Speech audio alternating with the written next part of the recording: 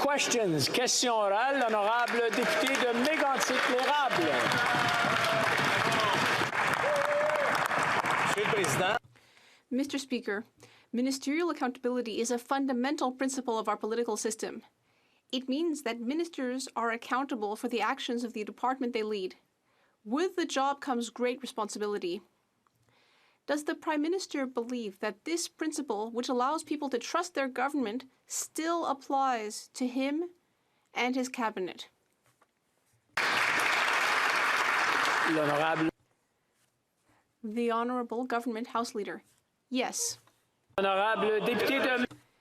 The Honourable Member for Mégantic-l'Érable. Well, we shall see, Mr. Speaker. On April 28th, the Minister of Public Safety stated that the Emergencies Act was only brought forward after police officials told the government that they needed this special power to restore public safety. Mr. Speaker, no police force has confirmed that they requested the Emergency Measures Act. Does the Prime Minister maintain, like his minister, that the police requested the act? The Honourable Minister of Public Safety. Mr. Speaker, we invoked the Emergencies Act in order to protect Canadian safety. It was the right thing to do. Commissioner Lucky testified that the Emergencies Measures Act gave the police the tools they needed in order to do our work quickly. Let's be clear, the government decided to invoke the act, but advice received was clear. We consulted with police forces, just as Commissioner Lucky said, about the powers under the Act on the emergency measures necessary. The Honourable Member for Mégantic-l'Érable. The Commissioner's comments were made after, not before, the invocation of the Act. Also on April 28th, the Minister of Public Safety said that it was only after hearing from the police that the government invoked the Act. The Prime Minister's entire story justifying the emergency legislation is hanging by a thread, and every police force has denied asking the federal government for it. Mr. Speaker, the Minister's words were clear and unequivocal. He cannot deny what he said.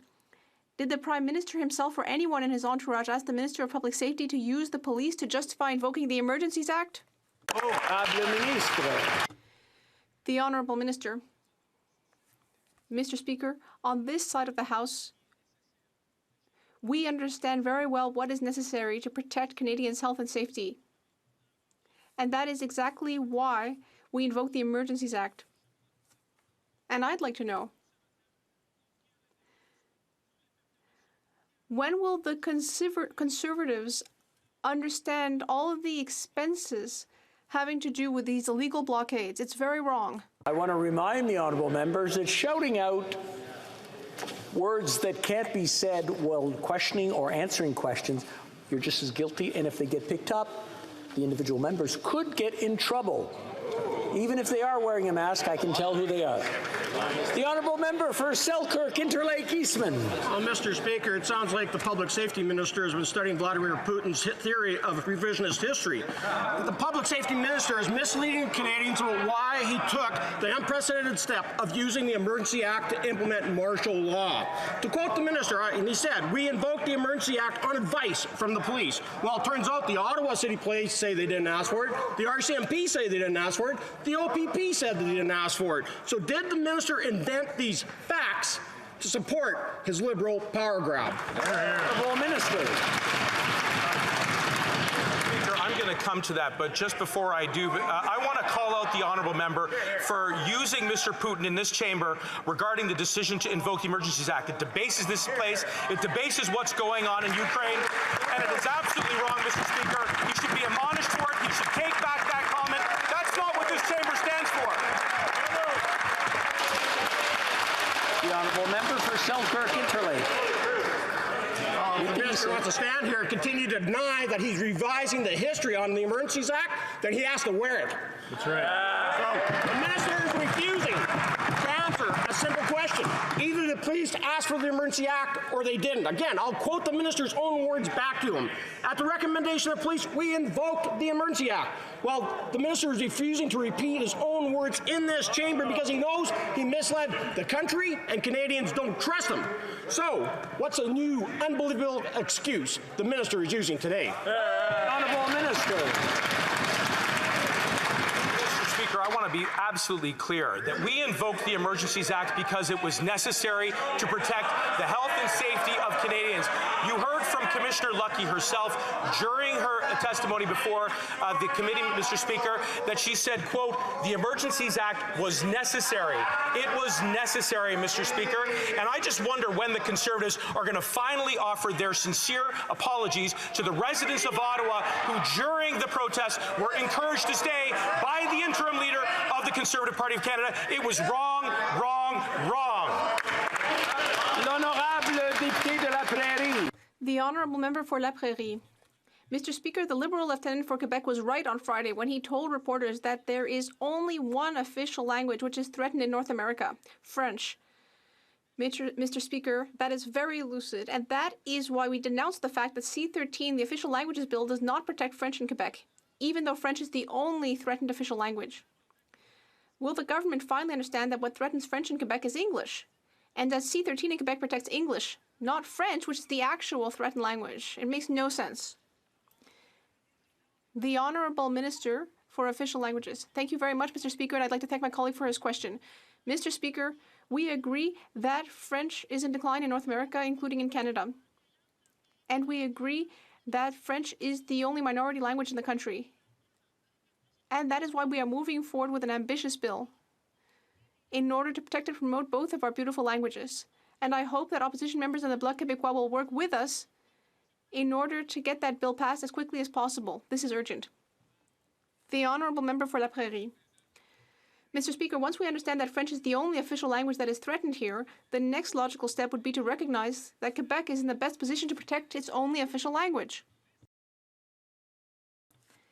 But the federal government is using C-13 to promote institutional bilingualism that has the effect of making French optional.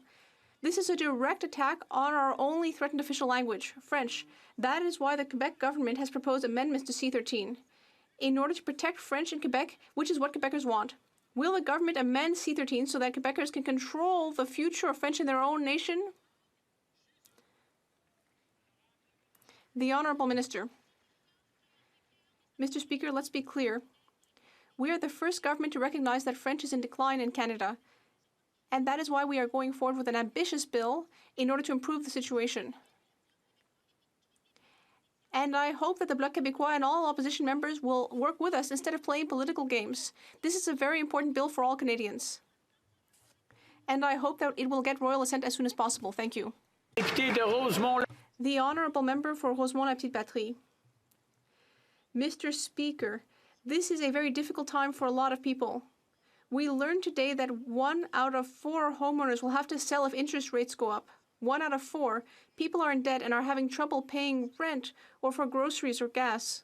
Meanwhile, banks, oil companies, and grocery stores are raking in the profits. And meanwhile, the Liberals are cutting assistance such as EI for workers and child benefits. When will the Liberals finally do something about the ultra-wealthy and stop making life more difficult for families? The Honourable Deputy Prime Minister. Mr. Speaker, our government has committed to making sure that everyone pays their fair share.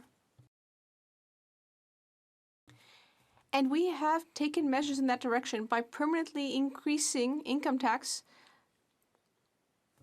by 1.5% on banks and insurance companies. By investing in the recovery and ensuring that banks and insurance companies are doing their part to help us recover. And by creating a luxury tax on cars, planes, and boats that are very expensive. 1 in 4 homeowners believe they'll lose their house because they can't keep up with the rising interest rate.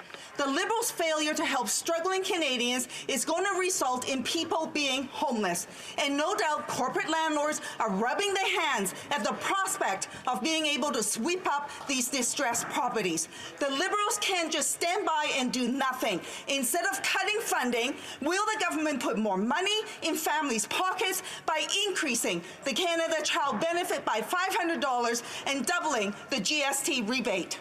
Honourable Deputy Prime Minister. Mr. Speaker, we understand understand that affordability matters to Canadians. And that is why we have already taken action and taken measures which are putting additional money in the pockets of Canadians who need it most this year.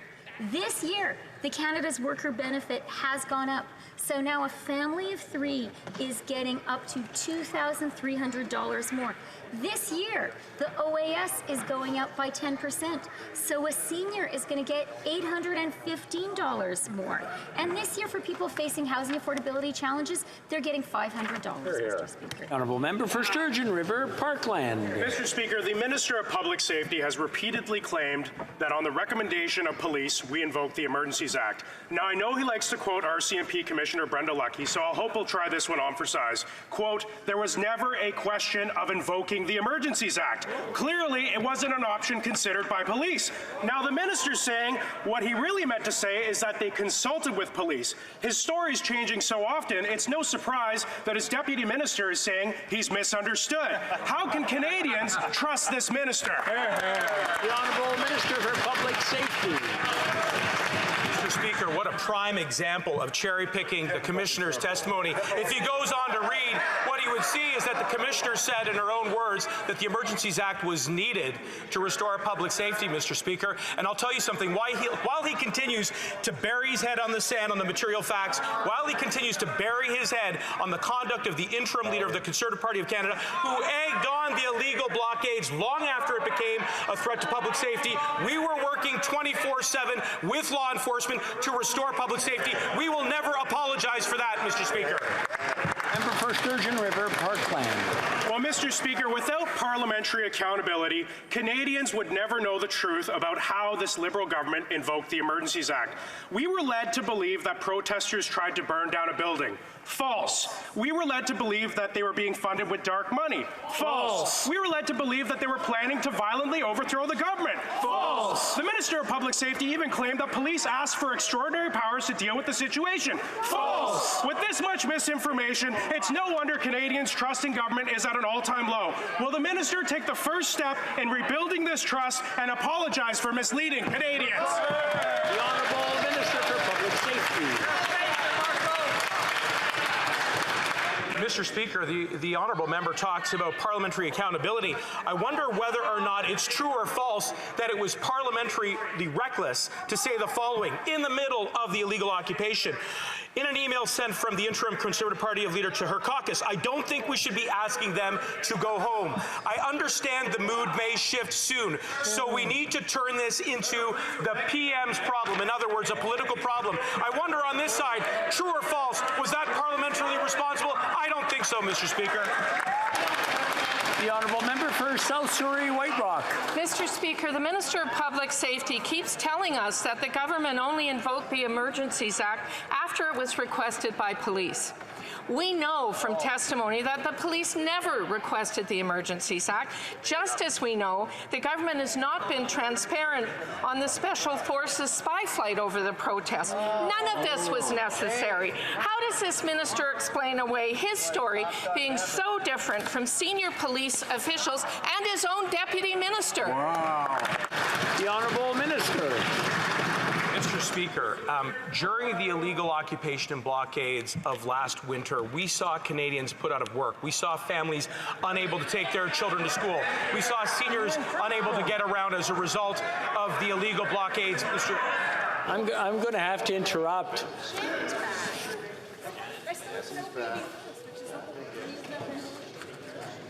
Okay, I'll let the minister start from the top, please.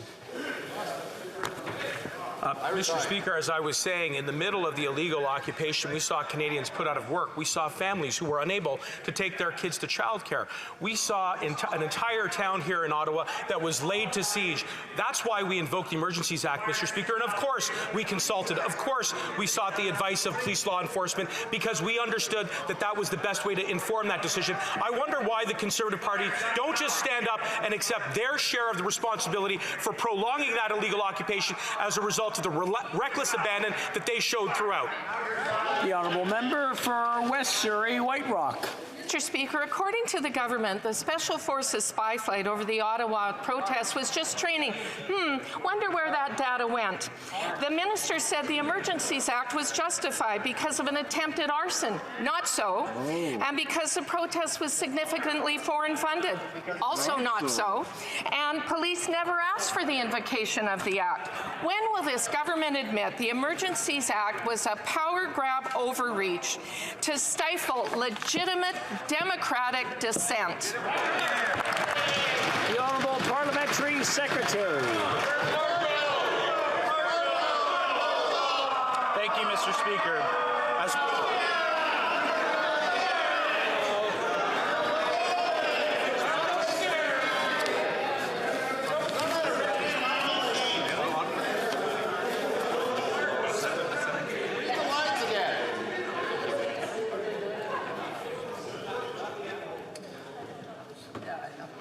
The Honourable Parliamentary Secretary. Thank you, Mr. Speaker. As we have told this House many times, the flight in question was part of a Canadian Armed Forces training exercise that was planned prior to and was unrelated to the convoy protest, Mr. Speaker. This training had nothing to do with the blockade, the illegal blockade, Mr. Speaker. The Honourable Member for Wellington Halton Hills. Mr. Speaker, the Emergencies Act can only be invoked when there is no other law to deal with the situation. It's not clear that this threshold was met. Members of the law enforcement community have said the threshold was not met, including Chris Lewis, the former commissioner of the OPP, Ontario's largest police force. So, when the public safety minister says that an unnamed police enforcement official made the request to invoke these powers, it's material. Mr. Speaker, a very simple question. Who is this unnamed police enforcement official? The Honourable Minister of Public Safety. Mr. Speaker, the honourable member wants to quote law enforcement. Let me cite from the letter from the Canadian Association of the Chiefs of Police, who characterized the illegal blockades, and I'm saying right here from the language, unprecedented demonstrations, protests, occupations, and acts of civil disobedience. In other words, the likes of which have never seen before. I'm also quoting from the Canadian Association of Chiefs of Police, who said that the Emergency Economic Measures Order was critical to assisting law enforcement in addressing the mass national and international organization of the Freedom Convoy of 2022. How's that for law enforcement, Mr. Speaker? For Wellington Halton Hills.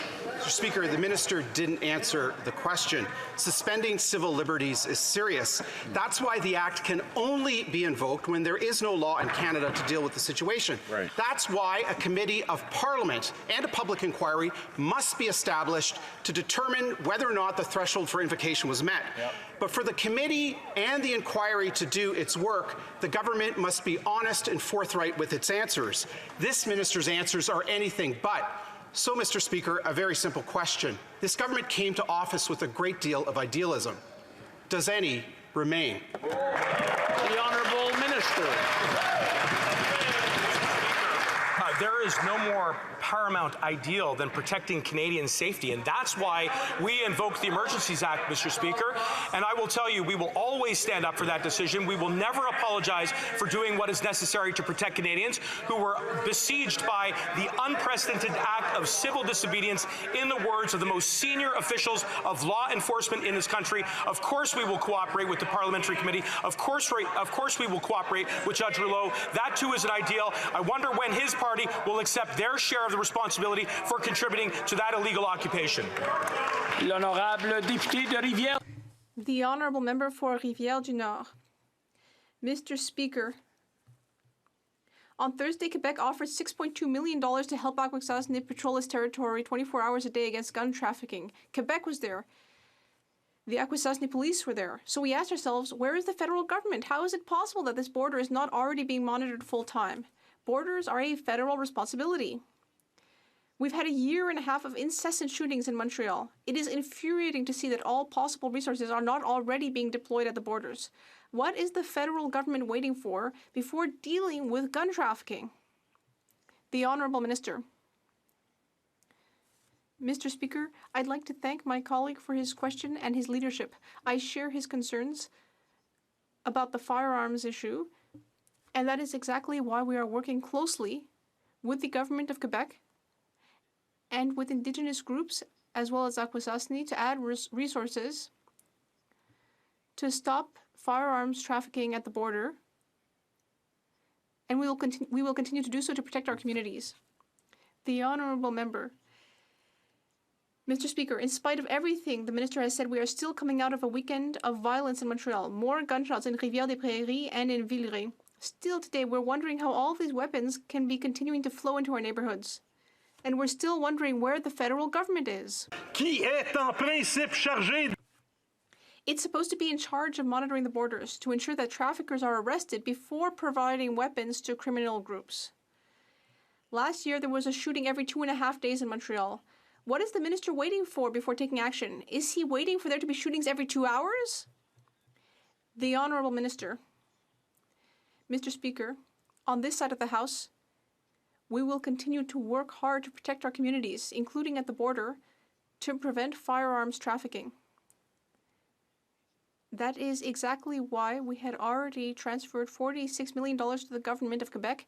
That is exactly why we are currently renewing agreements with Indigenous communities.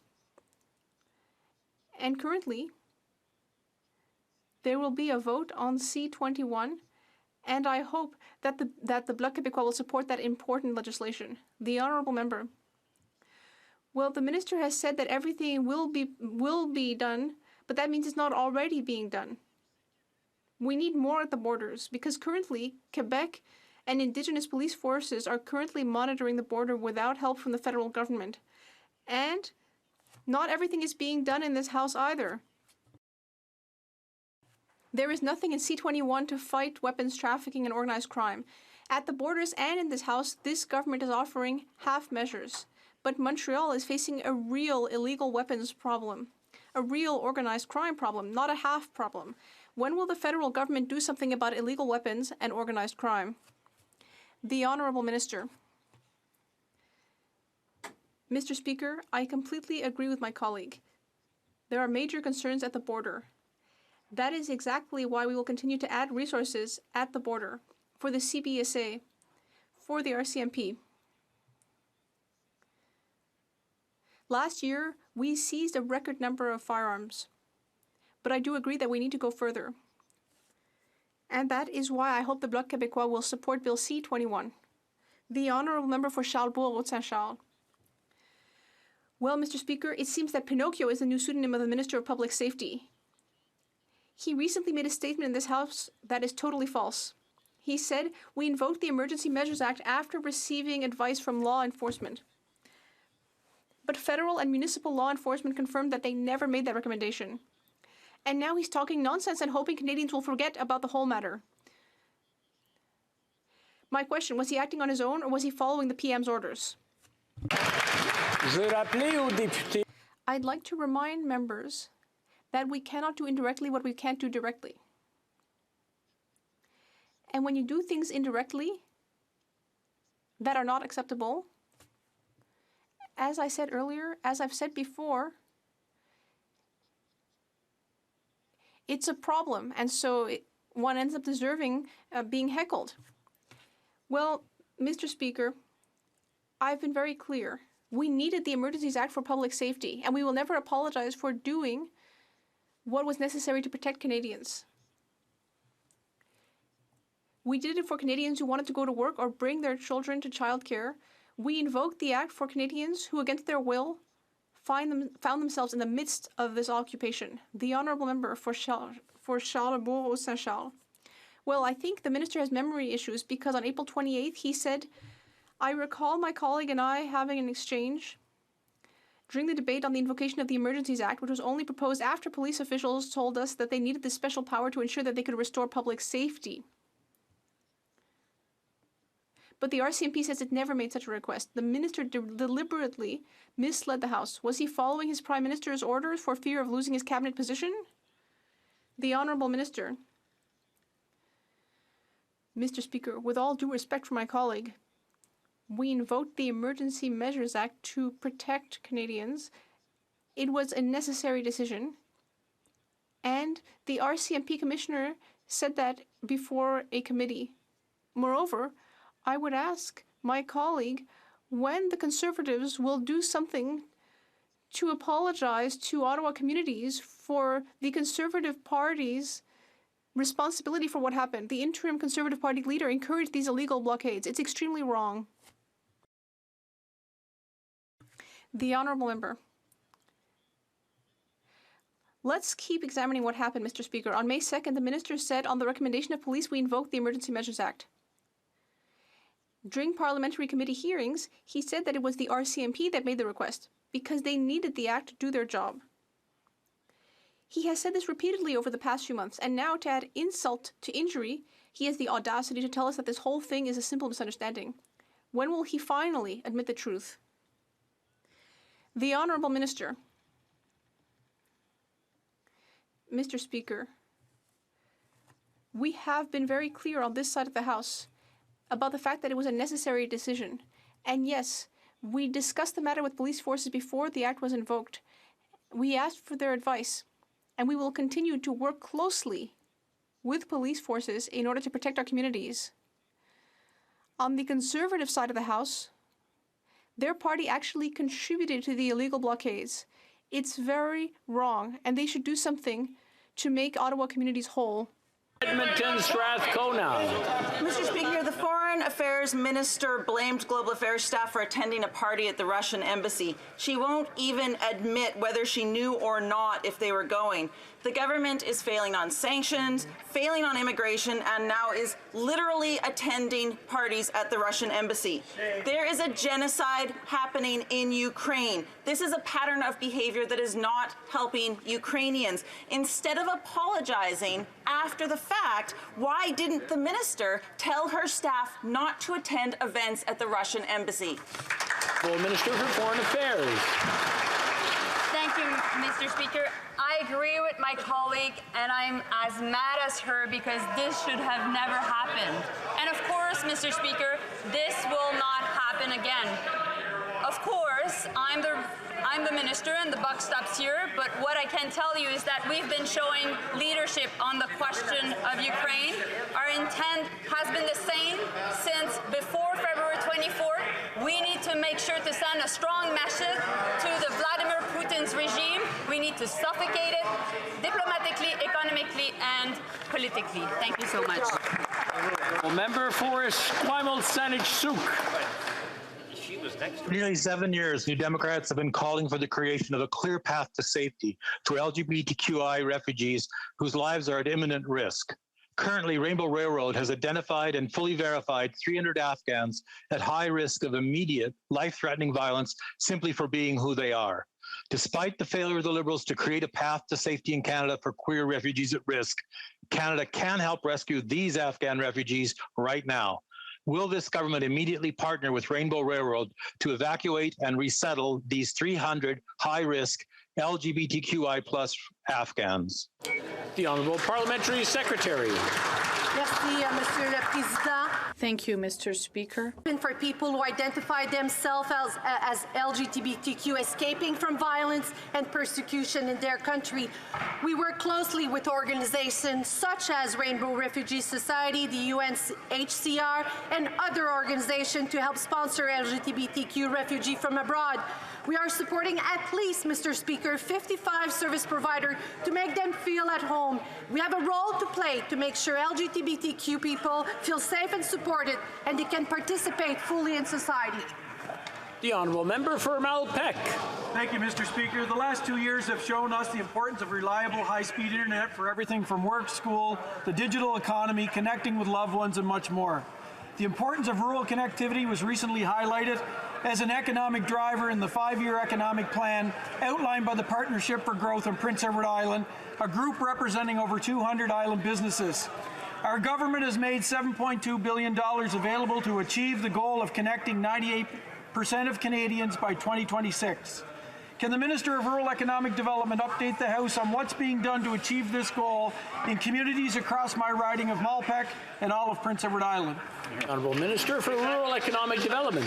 Thank you, Mr. Speaker, and I want to thank my friend and colleague from Malpeque for the question and for the warm welcome I received when I was riding recently.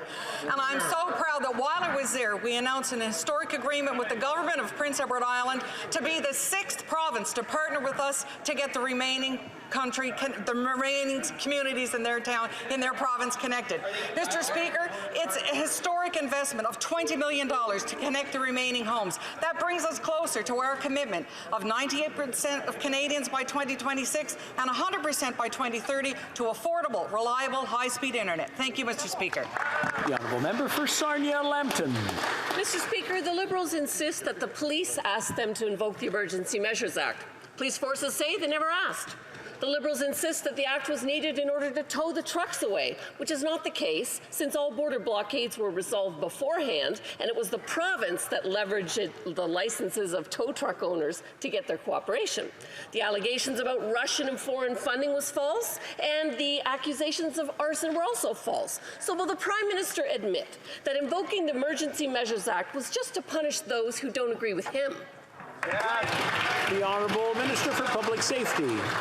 Mr. Speaker, I want to thank my colleague for the question. It allows me to highlight again that Commissioner Luckey herself testified before committee that indeed there was a problem procuring tow trucks in the midst of the illegal occupation, which is of course one of the reasons why we included that power in the Emergencies Act itself. We sought that advice prior to its invocation. We took the decision informed by our consultations, Mr. Speaker, and we did it because it was necessary, and we will never apologize for doing what is necessary to protect the health and safety of all Canadians. Thank you. The honourable member for Medicine Hat, Carson Warner. Mr. Speaker, this Minister of Public Safety has repeatedly stated that the Emergencies Act was invoked at the recommendation of police. However, police officials have testified that they, in fact, did not ask for the invocation, and the minister has not been able to identify any police agency that specifically asked for the act invocation, as he states. Canadians don't trust don't know what to believe anymore and don't trust this misunderstood minister and this government. Will the minister do the right thing and just admit he made it up? Or will he continue to double down and lose what little credibility he has left? The Honourable Minister. Mr. Speaker, as my colleague well knows, and as I have said on a number of occasions, we invoked the Emergencies Act because it was necessary. We consulted with law enforcement. We sought their advice prior to its invocation, Mr. Speaker, and that advice obviously informed the decision to invoke. We did it because Canadians were hurting, because as they were trying to get to work, as they were trying to go about their daily lives, Conservatives were encouraging them to stay. That was wrong, and just once, it would be nice to hear Conservatives stand up and apologize for their improper, reckless role in extending the illegal blockades. While they were undermining public safety, we were defending it. The honourable member for Renfrew, Nipissing, Pembroke. Mr. Speaker, the Public Safety Minister said 9 times he invoked the Freeze and Seize Emergencies Act at the request of the police. The RCMP denied this, the acting Ottawa Police Chief denied this, and even the former Ottawa Police Chief denied this. How can Canadians trust this minister or his government? Honourable Minister. Mr. Speaker, Canadians will trust a government that will do what is necessary to protect their health and safety. And contrast what we did, which was to invoke the Emergencies Act only after it was clear that existing authorities were ineffective at restoring public safety, to the role of the Conservatives, Mr. Speaker, who encouraged, who egged them on, who were taking selfies with them, who were doing whatever it took to make it a political problem for the Prime Minister. That was wrong. They should know better. Canadians will never forget the role that Conservatives played during the illegal blockades, but they will remember, Mr. Speaker, what we did, which was to protect them. Thank you. The honourable member for Brantford Brant. The Prime Minister promised Canadians they would expect openness and transparency, but it appears this is not the case with our Public Safety Minister. Words matter. Clarity matters. repeating extensively inside and outside of this House that law enforcement asked for the act, is categorically opposed to the narrative that they asked for the measures contained in the act. How can Canadians trust this minister when he has repeatedly misled them? The Honourable Minister for Public Safety. Speaker, the honourable colleague sets a very high threshold for openness and transparency. When is he going to shine a light on the statements that were made by his interim leader during the illegal occupations, who wanted to make it a political problem while frontline officers were trying to restore public safety? That party...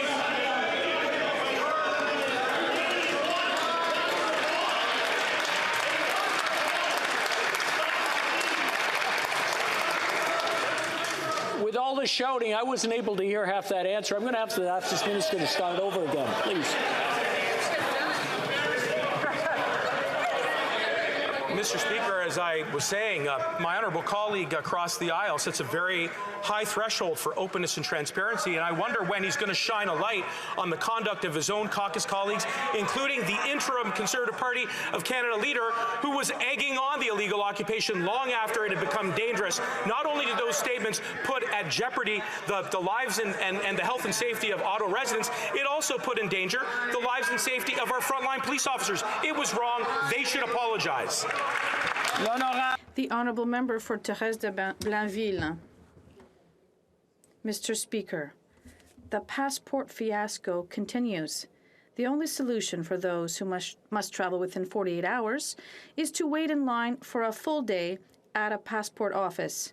But then again, you have to pick your day, because despite the unprecedented delays, passport offices only remain open from Monday to Friday from 8 a.m. to 4 p.m.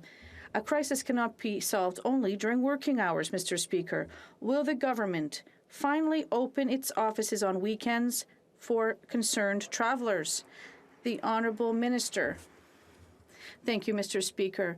I understand that this is a very frustrating situation for Canadians in Quebec and across the country. We are responding. We know that we've had restrictions and that Canadians want to travel. We've hired more than 600 people, and we are going to add additional staff workers at Service Canada. They're working day and night and weekends, and we're going to try to do the best we can to allow Canadians to receive their documents on time. The honourable member for Thérèse de Blainville.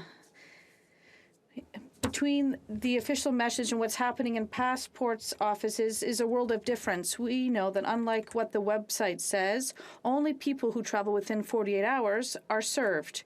We know that the wait times on the site are unrealistic. We also know that despite the instructions, many people had to pay extra fees. Can the minister finally explain clearly who can go to the office, when, and what to do if you are charged an undue fee? The Honourable Minister. Thank you, Mr. Speaker. As I have said several times in this House, there has been an unprecedented demand for passports. People, I'm trying to see with Service Canada to see how we can follow our guidelines on the ground, and we are going to reassure Canadians that, and we'll make sure that the correct information is on their website. And we're going to continue to ensure that Canadians can access passport services. Thank you. Kelowna Lake Country. Mr. Speaker, we are in a labor crisis and small businesses are the most affected. In a follow-up submission to the Industry Committee from the Department of Employment and Social Development, they state they were, quote, not aware of any Canadian studies that estimate the overall economic costs of labor shortages, and estimates that the Statistics Canada Job Vacancy and Wage Survey show 826,000 job vacancies in February, which is double the pre-pandemic trend. Why is this government doing nothing to analyze how federal vaccine mandate firings are affecting the labor shortage in Canada? The Honourable Parliamentary Parliamentary Secretary. I thank the member opposite for the question, and I'll just point out to her that what we are doing and what we've done throughout the pandemic and after, as we exit this pandemic, is supporting Canadian small businesses. We've recovered over 115% of the jobs lost prior to the pandemic. That's point number one.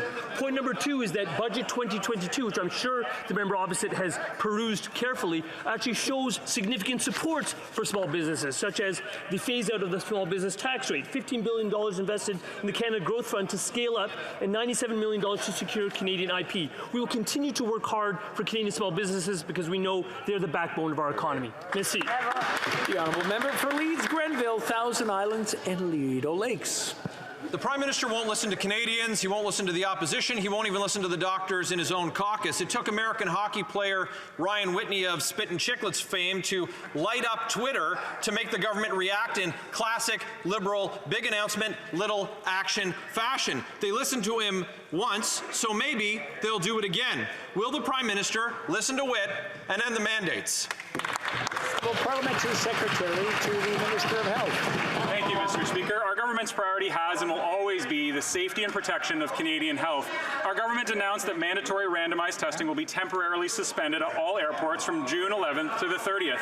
Unvaccinated travelers will still be tested on site. Starting July 1st, all testing, including unvaccinated travelers, will be performed off-site. We'll continue to stand up for our constituents, their health and safety. Thank you, Mr. Speaker.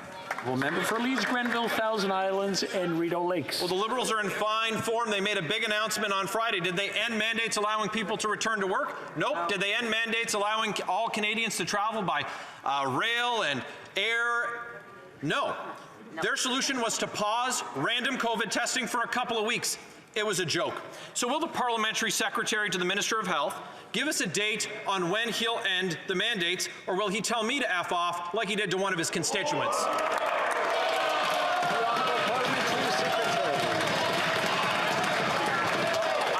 Responded in an unacceptable way to a message on social media, and for that, I deeply regret it. I want to apologize to the person that I offended and anybody else that I let down. I realize that the past 2 years have been really difficult for a lot of people, but my conduct was unacceptable. We have an obligation to disagree while being disagreeable, and in that regard, I failed.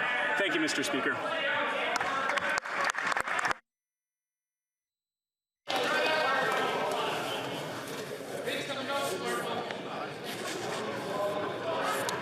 Before going on to the next question, Before going on to the next question, I'm not going to ask the honourable member to withdraw it, but I want to remind all members that you cannot do indirectly what you cannot do directly.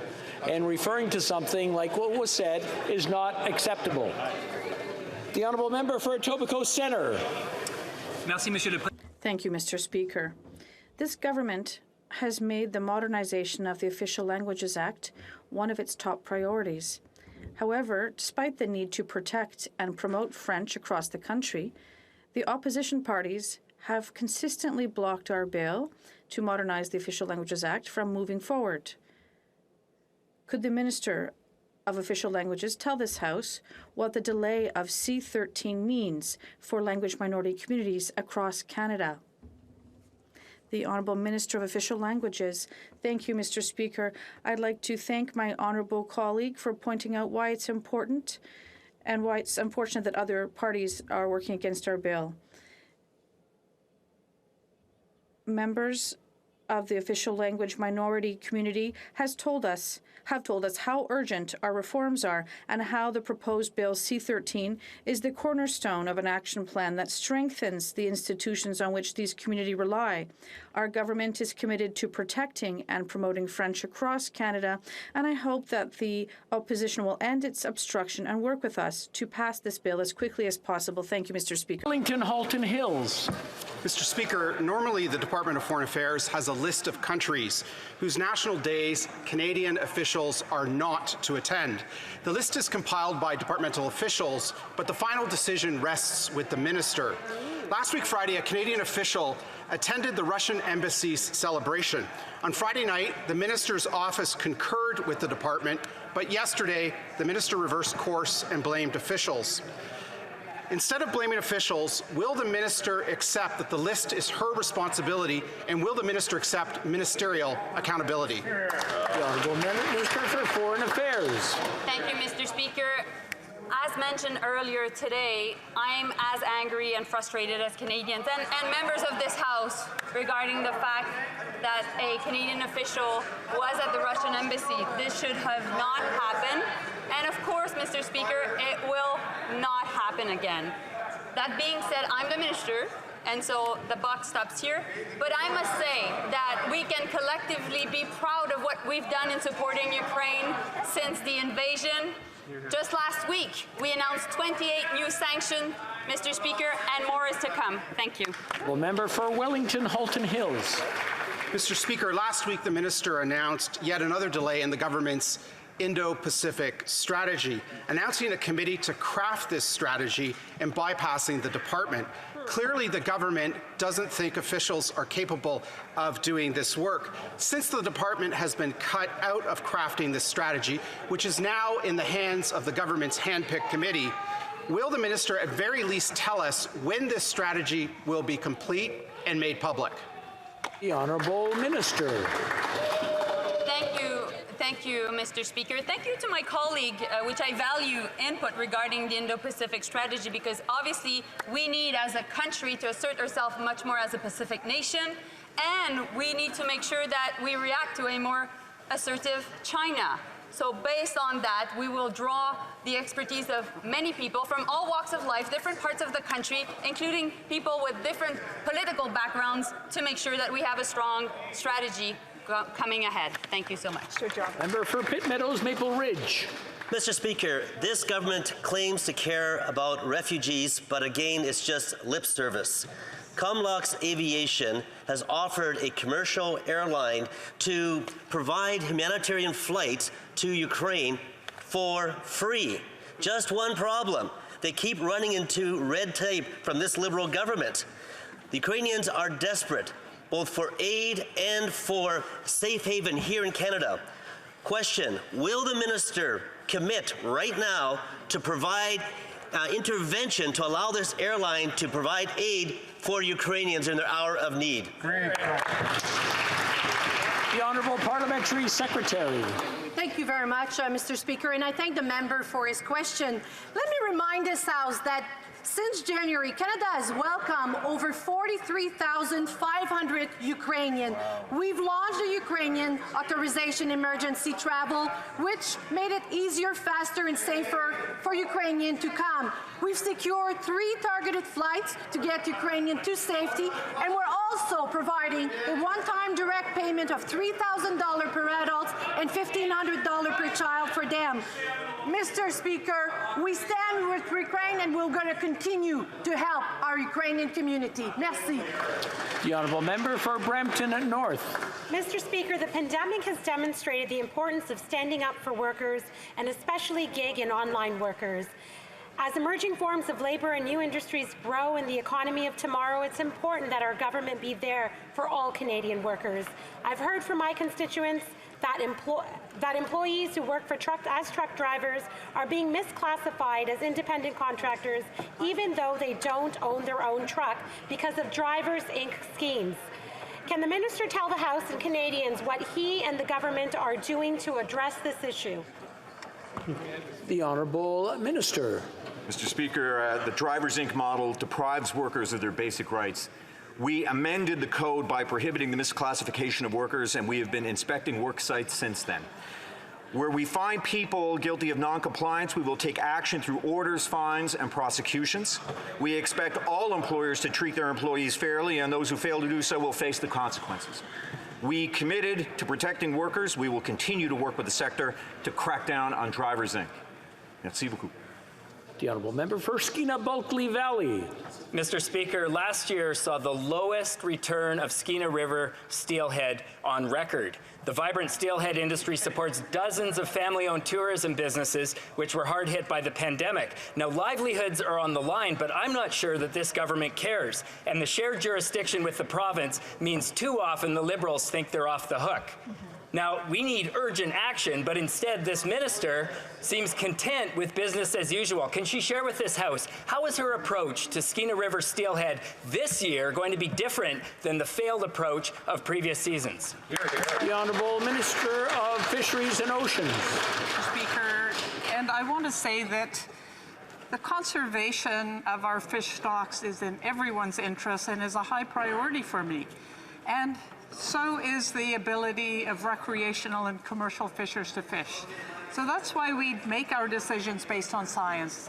And virtually every year, we go back out and we test and find what the abundance of the fisheries are, and we make our decisions based on that. So I'll just assure the member that the interests of the harvesters are ones I hold at heart, and the need to conserve and rebuild abundance of diverse fish stocks.